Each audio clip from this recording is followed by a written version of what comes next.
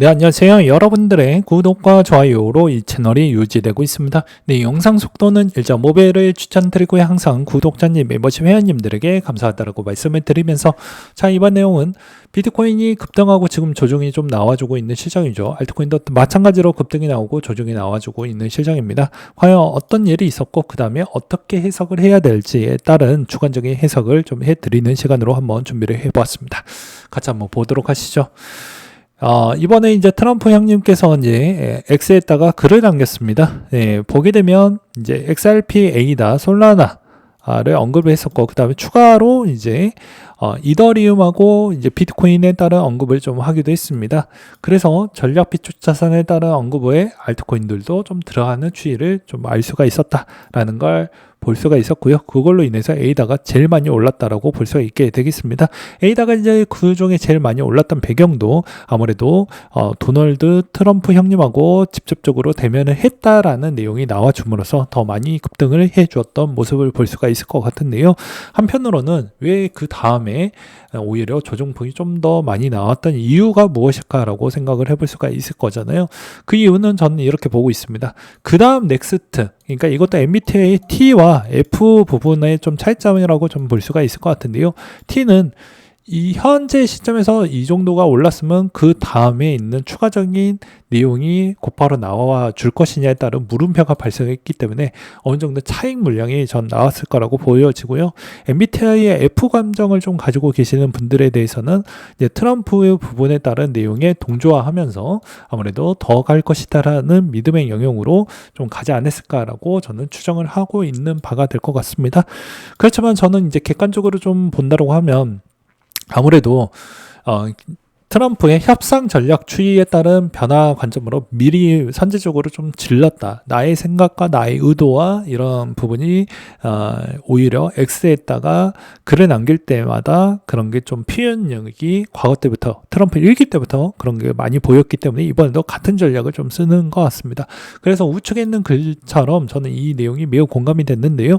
자, 전략적 비축자산을 만들기 위해서 미 의회를 설득시켜야 할 부분이 생기게 됩니다. 최근에 이제 트럼프 가자지구나 캐나다 합병 같은 말도 안 되는 수를 좀 던지기도 했지만 그걸로 유리한 부분에 따른 협상이나 설득 부분을 좀 가져가고자 이런 형태를 보여주었기 때문에 마찬가지로 그런 수 쌓은 부분을 미리 이제 천천히 좀 폼을 올리고자 해서 이런 이야기를 좀 했을 수가 있었을 거라고 보고 있는 시점이고요.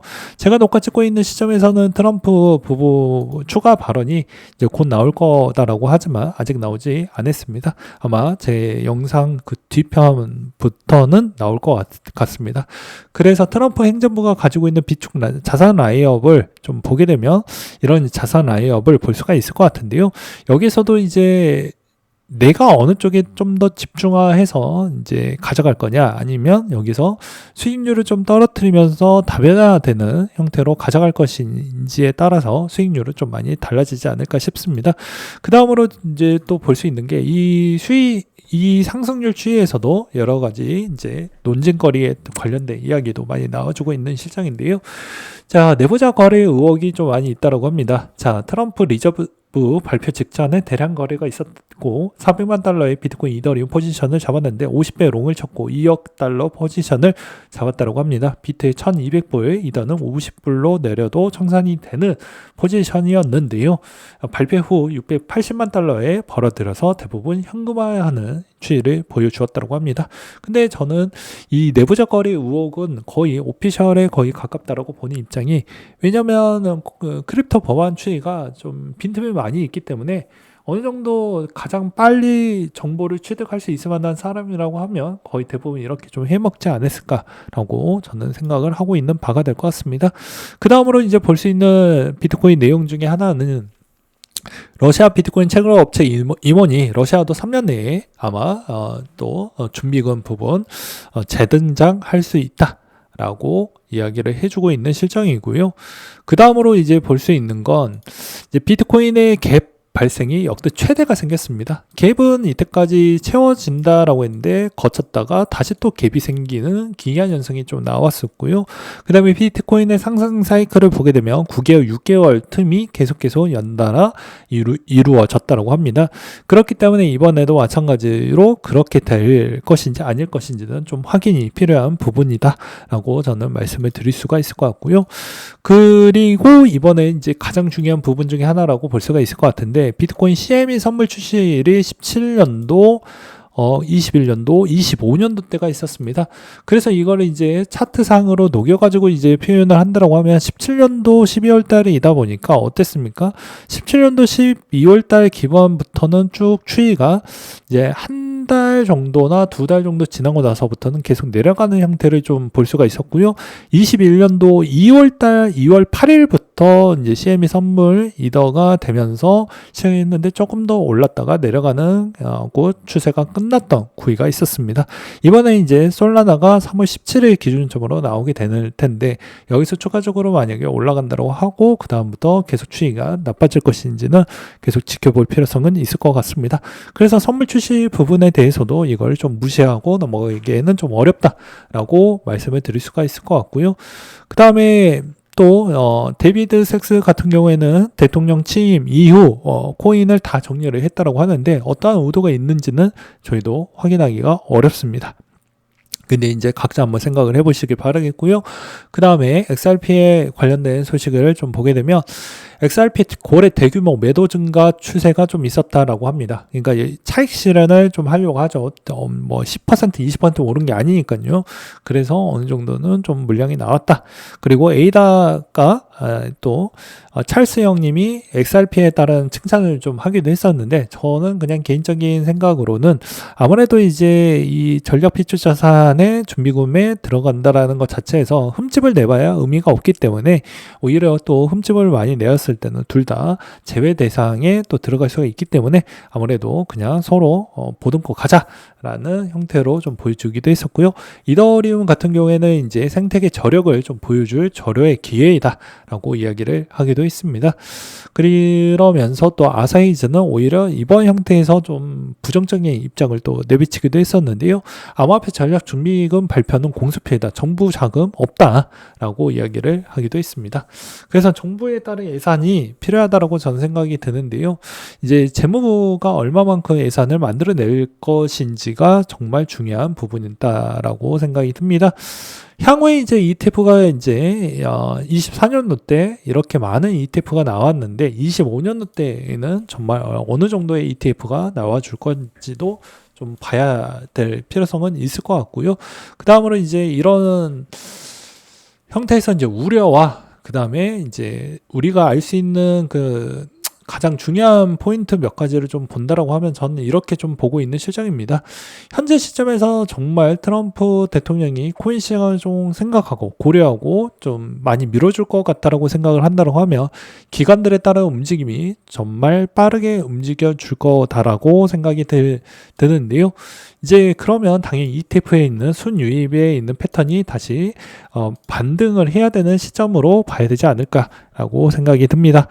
근데 이게 이제 반등이 안 되고 오히려 민 발언, 대통령의 이제 민 발언 같은 이야기로 급등이 나왔기 때문에, 이 민 발언에 있는 형태는 저는 이렇게 생각이 들어요. 그냥 항생제 주사랑 비슷하다라고 생각을 합니다.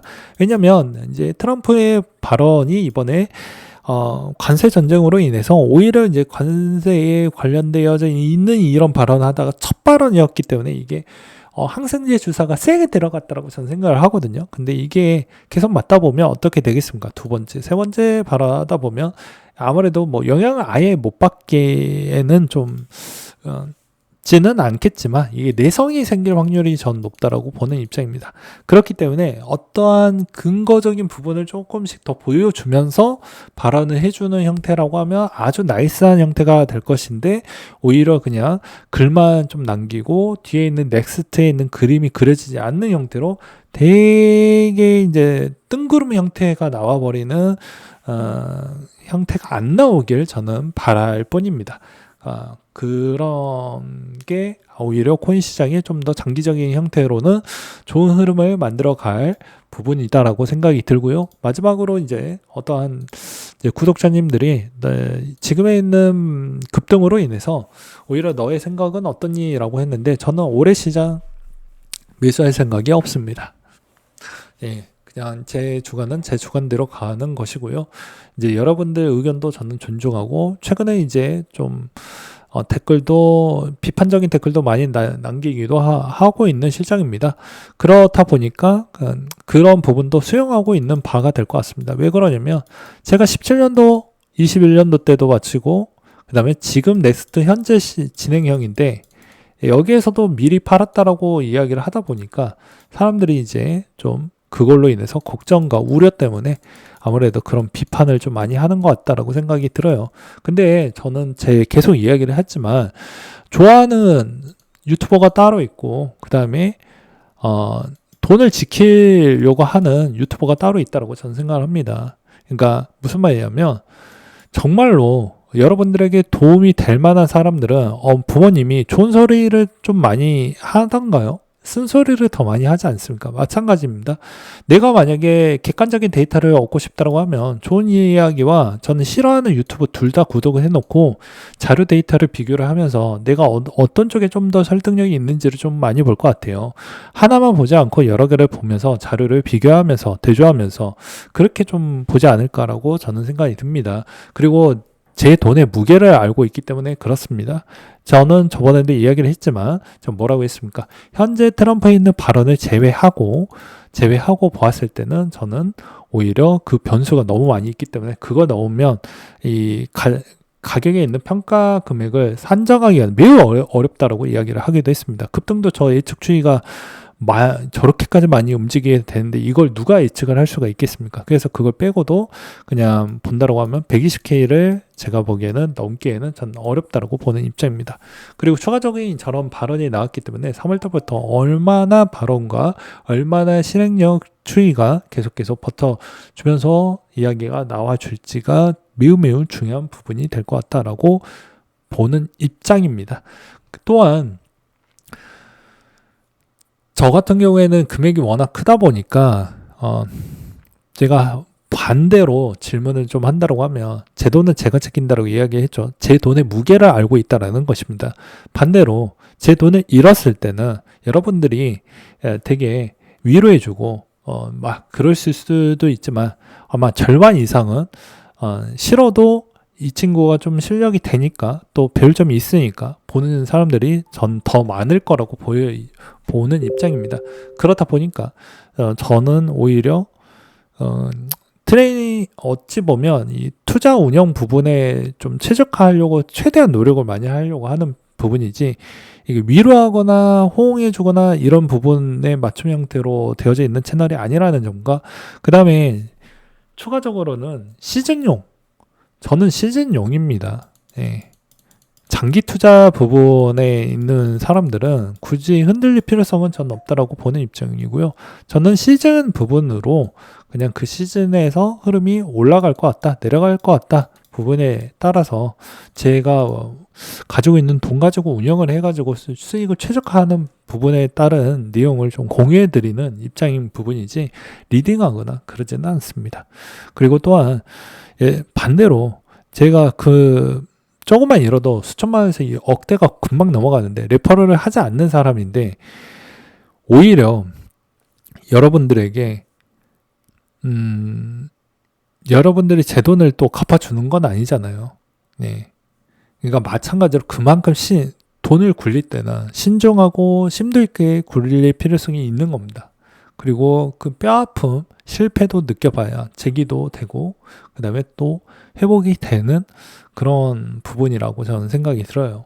어떤 분은 이번에 뭐 재산 탕진이 너 때문이다 라는 이야기에 한편으로는 또 마음도 아프고, 저도 그런 부분이 꽤 많이 있었으니까, 많이 있었으니까 오히려 그 마음이 어떠할지 매우 공감이 많이 되지만, 결국에 그것도 이겨내야 투자 시장에서 오랫동안 살아남으면서 더 많은 부를 축적을 할 수가 있는 겁니다. 어차피 돈의 무게가 사이즈가 커지면 결과론적으로는 되게 행복할 것 같지만 그 무게를 또 이겨내야 되는 부분하고 운영을 해야 되는 그 무게가 상당히 커지게 됩니다. 그게 계속 이어나갈 거다라는 착각에 빠지면 안 됩니다. 그 다음 넥스트 부분에 있어도 그걸 이겨낼 줄 알고 그걸 운영할 줄 알아야 그게 진정한 내 돈이 되는 것이지, 잠시 거쳐가는 돈이 안 되려고 한다고 하면 그런 역경도 한 번쯤은 미리 겪는 게 전 낫지 않을까 싶습니다. 그리고 본인의 투자 부분에 따른 미스가 어디에서 났는지 다시 한번 되돌아보시길 바라겠습니다. 네, 이상으로 마치도록 하겠습니다.